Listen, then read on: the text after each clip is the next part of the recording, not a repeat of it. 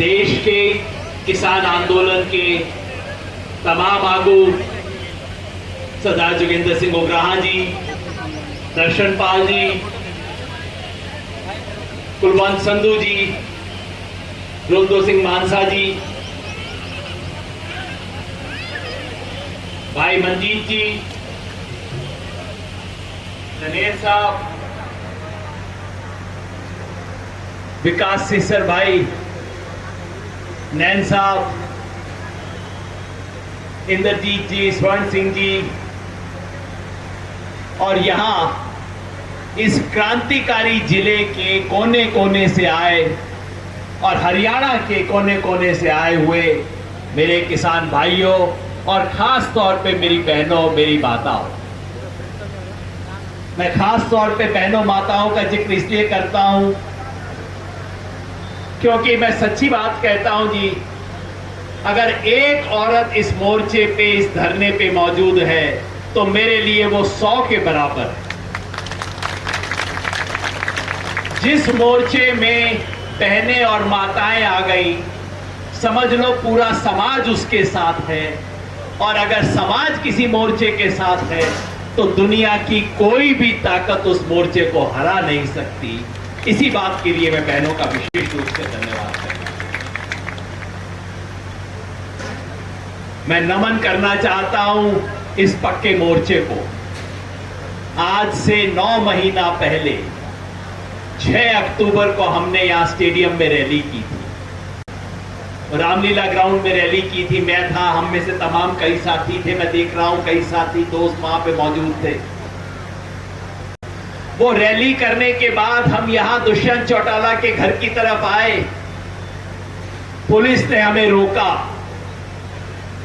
और रोकने के बाद हमारे ऊपर वाटर कैनन चलाया, आंसू गैस चलाई। पुलिस ने सोचा कि चलो अब वाटर कैनन चल गया, आंसू गैस चल गई, किसान तितर बितर हो जाएंगे। लेकिन मैंने अपनी जिंदगी में पहली बार देखा कि आंसू गैस और वाटर कैनन चलने के बाद भी किसान वहीं का वहीं खड़ा रहा, वहां वापस आया और मोर्चा लगाया। सिरसा फतेहाबाद के किसानों को खास तौर पे मैं नमन करता हूं। ये हिम्मत मैंने बहुत कम जगह देखी है। मोर्चा लगा, रात को हम सब लोग यहीं इस चौक के ऊपर सोए और पुलिस ने सोचा कि कल रात का हथियार काम नहीं आया, अगले दिन सुबह फिर चालाकी की। जब हम 2-4 लोग नहाने के लिए इधर उधर गए, पुलिस ने आके हमारे सारे साथियों को पकड़ के गिरफ्तार कर लिया। सोचा अब तो मोर्चा खत्म हो जाएगा।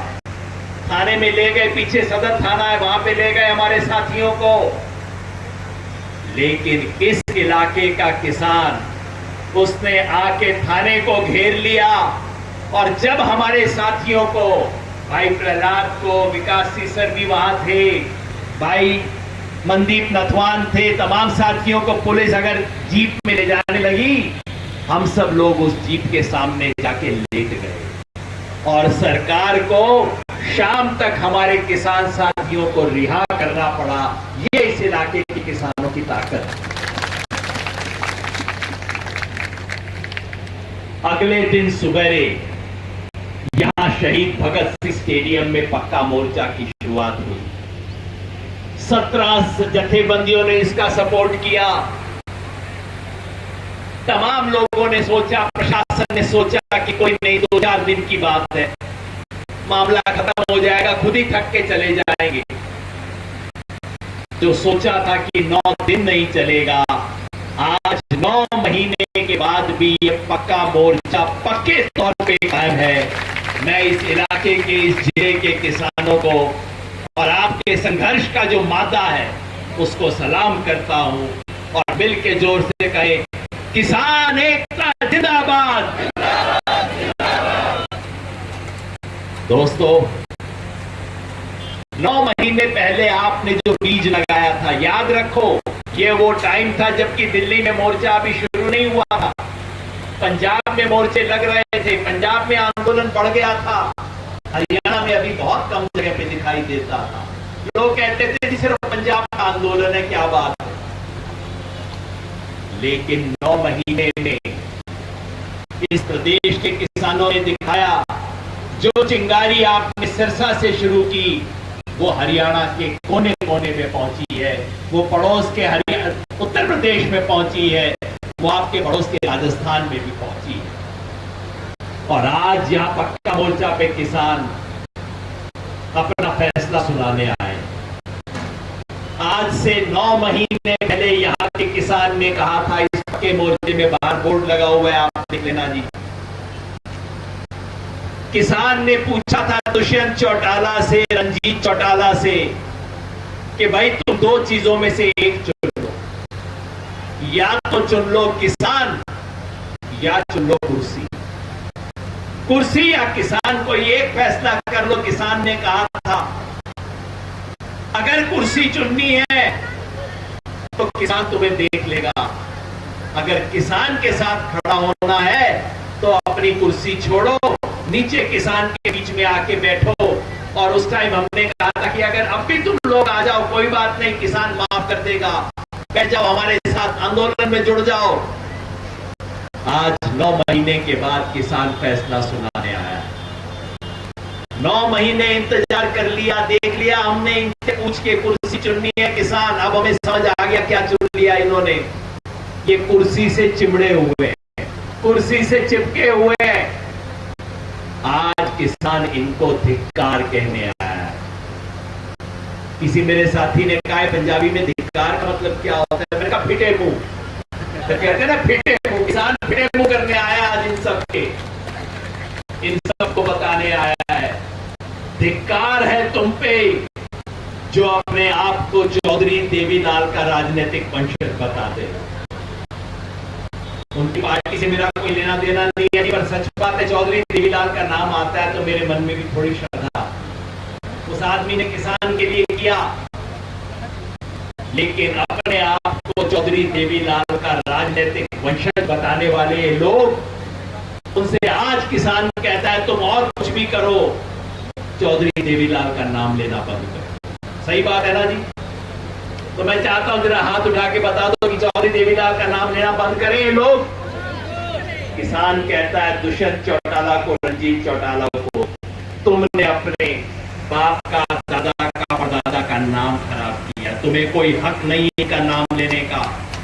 किसान धिक्कार करता है इन नेताओं पे जिन्होंने कुर्सी चुनी है, जिन्होंने किसान से दगाबाजी की है, जिन्होंने किसान से झूठ बोला है। इनका लेटेस्ट झूठ है कि हिसार में बोल दिया, हिसार में घटना हुई, हमारे तमाम नेता गए, उनके सामने बोला इन्होंने, हाँ जी केस वापस ले लेंगे, ये कर देंगे, वो कर देंगे। 1 महीना पूरा हो गया है, कोई काम नहीं किया है। रोज झूठ, रोज दगाबाजी, रोज धोखेबाजी, ये किसान के दुश्मन। और आज हरियाणा का किसान, सिरसा का किसान, फतेहाबाद का किसान, इनके घर का किसान इन्हें लानत देने आया है, इन्हें धिक्कार बोलने आया है, इन्हें फिटे मुंह करने आया है। और पहले आप लोगों ने जो बीज लगाया उससे क्या मिला अब तक? 3 कानून तो खत्म नहीं हुए। मोदी तो बड़ा कड़ा आदमी है, नहीं मानेगा। मैंने कहा भाई 3 कानून तो रद्द हो जाएंगे, मगर ये जो सिरसा के पक्का मोर्चा ने आज से 9 महीने पहले जो बीज लगाया था, उससे जो पेड़ खड़ा हुआ है किसानी आंदोलन का, उसमें 3 फल पहले से लग गए।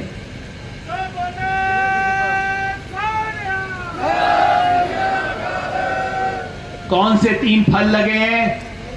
पहला फल, किसान ने अपना खोया हुआ आत्मसम्मान वापस लिया है। आज से पहले सबको पता होगा, घर में शादी ब्याह रिश्ते के लिए कोई आ जाए तो ये नहीं कहते थे कि लड़के का पापा किसान है, ये कहते थे चाचा जी कांस्टेबल है पुलिस में। कहते नहीं थे किसान है। यूनिवर्सिटी कॉलेज में हमारा बच्चा पढ़ने जाता था, ये नहीं बोलता था कि मेरे पापा खेती करते हैं, चुपचाप से रहता था। आज हमारा वही बच्चा टी शर्ट पे लिख के घूमता है, I love farmers. No farmer, no food, no future. किसान नहीं होगा, अन्न नहीं होगा, इस देश का भविष्य नहीं होगा। आज हमारे बच्चे को आत्मसम्मान आ गया है। और जो कौम आत्मसम्मान हासिल कर लेती है वो सब हासिल कर लेती है। उसके बाद पहला फल लगा है जी, ये जो हमारे हाथ में आ गया है। दूसरा फल, किसान को अपनी राजनीतिक ताकत का एहसास हुआ है। ये किसान की हालत बिल्कुल हनुमान जी जैसी है साहब। हनुमान जी के पास बड़ी ताकत है, पहाड़ उठा सकते हैं, लेकिन हनुमान जी को खुद नहीं पता कि उनकी ताकत कितनी है। किसान की भी यही हालत है, ताकत उसमें असीम है, लेकिन खुद ही ना पता कितनी ताकत है। इस आंदोलन ने किसान को उसकी ताकत का एहसास करवाया है। ये तमाम नेता जो सोचते थे किसान उसके पांव की धूल है, उनको इस आंदोलन ने बताया है कि जिसे तुम अपने पांव की धूल समझते हो, अपनी मुट्ठी बंद करनी सिखाई है और बोलना सिखाया है। दिल के बोले, मिट्टी बंद करके बोलेंगे, किसान एकता जिंदाबाद। ये सीखा है किसान ने इस बार इस देश में। पंजाब और हरियाणा के किसान को लड़ाने की इन्होंने कोशिश कर ली। कंधे से कंधा जोड़ के हमारे भाई बहन पंजाब हरियाणा के एक हो गए। जात बिरादरी के नाम पे लड़ाने की कोशिश कर ली। दिल्ली में हिंदू सिख करवाने की इन्होंने कोशिश कर ली। 84 का खेल करने वाले थे ये लोग दोबारा। ये वही साजिश कर रहे हैं जो अंग्रेजों ने किया था, बांटो और राज करो। लेकिन किसान आंदोलन ने इनकी साजिश को खत्म कर दिया है। तो ये 3 फल तो मिल गए हैं जी। वो कहते हैं जी 3 फल तो मिल गए, लेकिन 3 कानून तो अभी भी बचे हुए हैं। मैं कहता हूं भाई ये 3 कानून तो मर लिए, खत्म हो गए 3 कानून, क्योंकि हिम्मत नहीं मोदी की और मोदी जी के बाद आने वाले प्रधानमंत्री की, क्योंकि इनका नंबर तो अब गया, अब तो दूसरा आएगा। दूसरे की भी हिम्मत नहीं कि इस कानून को लागू करे। अगले प्रधानमंत्री के सामने अगर कोई लेके गया ना 3 कानून अफसर कि जी ये लागू करो, हाथ जोड़ लेगा। भाई तेने देखा नहीं मोदी का क्या हुआ था, आगे से ऐसा पंगा कभी नहीं लेना। तो कानून तो गए मर। फिर हमारे पत्रकार भाई ने पूछा कि भाई कानून अगर मर गए तो आप आंदोलन क्यों कर रहे हो, धरना क्यों कर रहे हो, मोर्चा क्यों कर रहे हो? मैं कहा भाई अब समझदार हो गए हम। पहले सरकार के बोले पे यकीन कर लेते थे, अब समझ आ गया है कि लिखित में लेना चाहिए। तो कानून तो मर गए, लेकिन डेथ सर्टिफिकेट अभी नहीं मिला है, मृत्यु प्रमाण पत्र नहीं मिला है। वो लेके जाएंगे, मोर्चा तब तक है जब तक डेथ सर्टिफिकेट ना मिल जाए। वो भी तैयार है, बस मोदी जी उस पे साइन नहीं कर रहे, मोदी जी हस्ताक्षर नहीं कर रहे। बस एक ही कसर बच गई है इसमें, प्रधानमंत्री ने अपना इज्जत का मामला बना रखा है। मैं कहा भाई फिटे मुंह तेरे, इज्जत इस बात की है तेरी? इज्जत तो इसमें होनी चाहिए कि मैं किसान के सामने झुक जाऊं। कोई भी नेता जनता के सामने झुक के छोटा नहीं होता, नेता बड़ा हो जाता है। लेकिन अफसोस हमारे देश के प्रधानमंत्री की कि वो सोचते हैं किसान के सामने झुकने से छोटे हो जाएंगे। अपनी नाक का सवाल बनाया है, अपना अहंकार का सवाल बनाया है। तो बस ये आखिरी बात मुझे कहनी है, वो ये है मेरे बहनों और भाइयों कि देश के सामने बहुत बड़ी समस्या है। हमारे प्रधानमंत्री जी को बीमारी लग गई है, बेचारे अहंकार की बीमारी से परेशान हैं। अहंकार कोई छोटी बीमारी नहीं होती, बहुत बड़ी बीमारी होती है। एक जमाने में इंदिरा गांधी को भी लग गई थी। तो अहंकार की बीमारी का इलाज हम कैसे करेंगे? भाई देश के प्रधानमंत्री अगर बीमार हो जाएं तो चिंता हो, तो छोटी सी गोली खिलाएंगे। 17 तारीख को जितने भी मेंबर पार्लियामेंट हैं उनके लिए प्रदर्शन करेंगे, मोदी जी को एक और छोटी गोली खिलाएंगे। 22 तारीख से डेली डोज शुरू हो जाएगी जी, हर दिन डोज देनी पड़ेगी थोड़ी थोड़ी। संसद का अधिवेशन शुरू हो जाएगा, रोज किसानों के प्रतिनिधि संसद की तरफ जाएंगे, रोज छोटी छोटी डोज देंगे।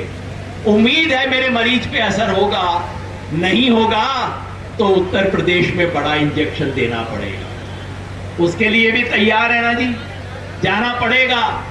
बहुत दूर भी नहीं है उत्तर प्रदेश, कितना दूर है हमारे से। इलाज पक्का करेंगे, किसान लड़ेंगे और जीतेंगे। तो मिलके बोले मेरे साथ, लड़ेंगे।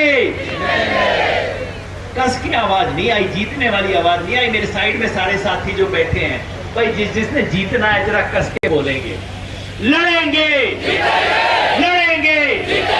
किसान एकता, किसान एकता, इंकलाब, इंकलाब। बहुत बहुत है। बहुत बहुत धन्यवाद योगेंद्र यादव जी। सो साडे विच पहले दिन तो साडे किसानां दे मोढे नाल मोढा जोड़ के साडे नाल लड़ाई लड़न वाले मैडम सोनिया मान जी साडे च पहुंची है। असीं उन्हां दा धन्नवाद करदे हां।